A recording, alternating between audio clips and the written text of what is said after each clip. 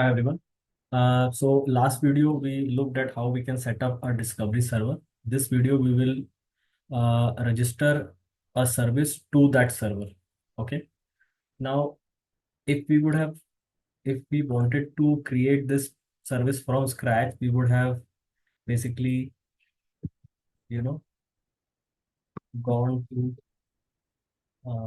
your service, your Spring initializer, and added some dependencies, whatever were required. And out of the other dependencies which you need for other parts of the application, you would have included something known as a discovery client, Eureka discovery client. So this is the dependency you need to add if you are creating this project from scratch, where you want to uh, uh, create this service as a client to the discovery server. Okay. So but we don't want to create the service from scratch. We already have a service, which we used for doing the CRUD operations, which contains your user controller, the user entity, user service, and so on and so forth. And obviously, we started with creating a Hello World program. So let's call it, let's say, user service only, because user is the main entity we are using in this service.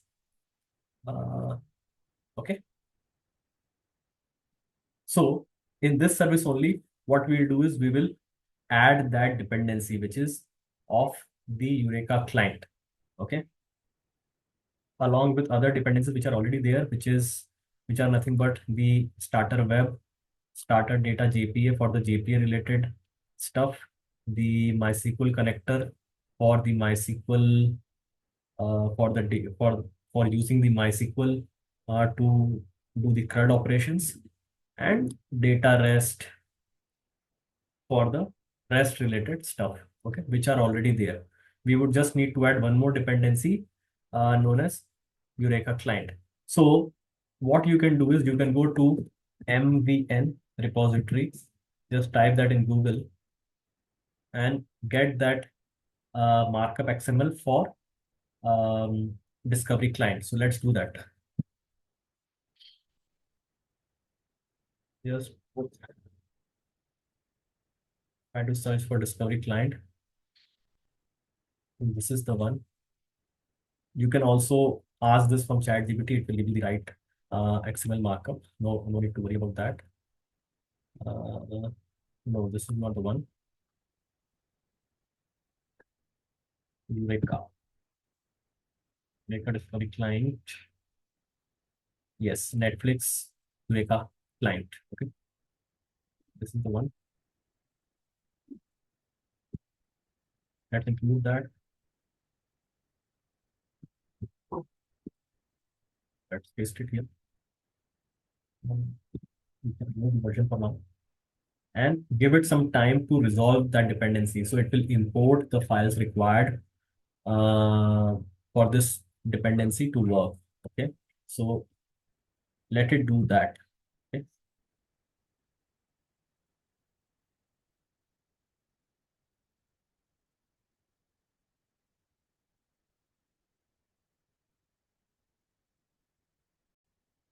so we have that dependency downloaded.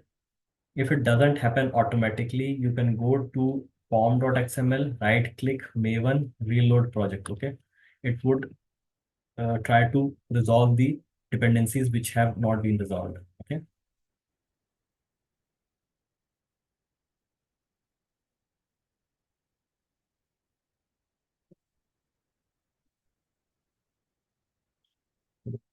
it requires the version. Let me put that version.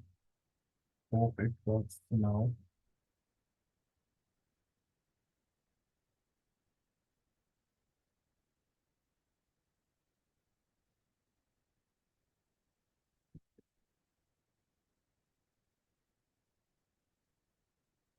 Okay, so we have it now. Okay, so second thing we need to do is go to your main file and improve this annotation, enable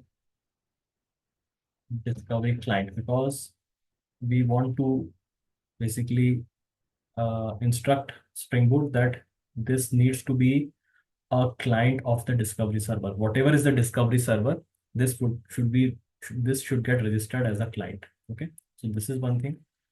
One last thing we need to do here is put those properties which we put in discovery server, but set them as false.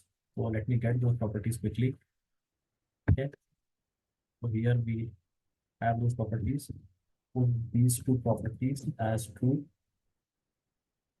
Okay, and we already have the application name.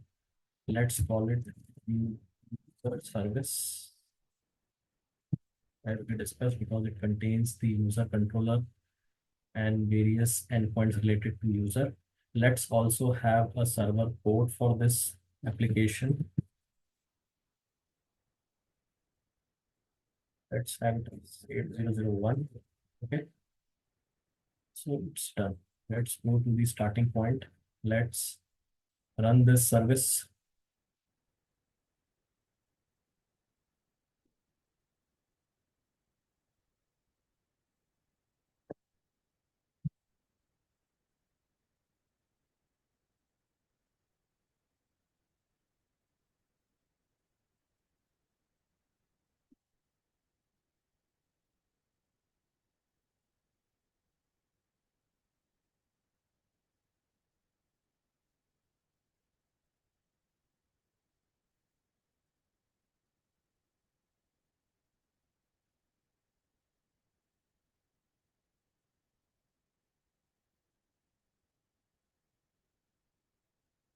If I didn't start the SQL, that's why you're getting this SQL error. Let me quickly start my SQL at my end.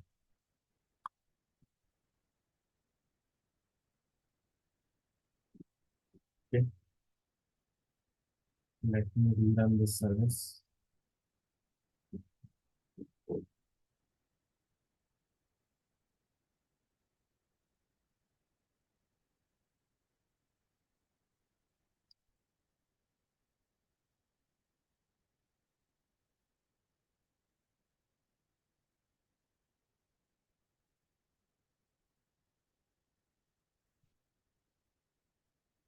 Okay, so it got started, which is great. And hopefully our app server is already running. Okay, which is running.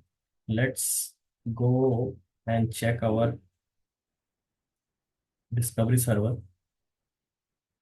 So you see, uh, user service being available as an instance here with port 8001. So this is how the clients which have registered themselves with the discovery server uh,